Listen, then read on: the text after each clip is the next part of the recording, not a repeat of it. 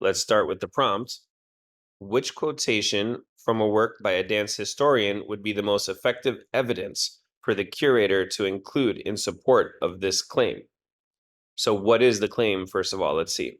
A museum curator is writing a biographical statement about this dancer, choreographer, and teacher for a new exhibit on Chinese dance. The curator claims that some of the pieces she created shortly after arriving in China, such as this solo dance, reflect a desire to represent the dances of local communities she visited during her travels through China.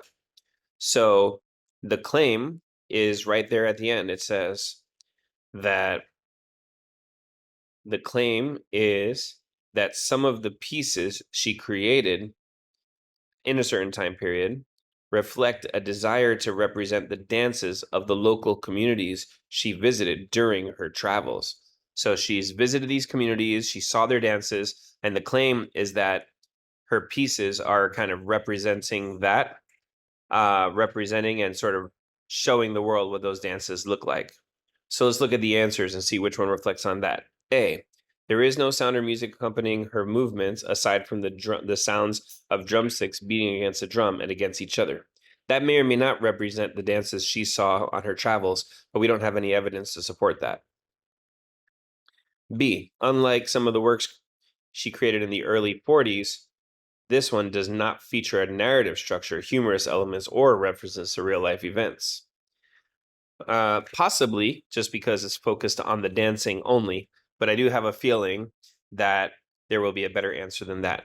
C, this was inspired by a ceremonial dance she witnessed during her time performing field research among the people in this province in these years.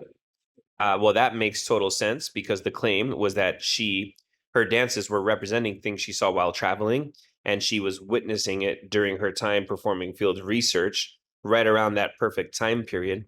So that's dances she saw while traveling. So that'll probably be the answer.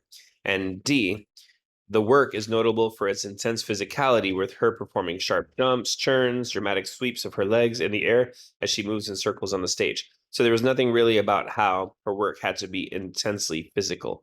So the answer that we liked here is C.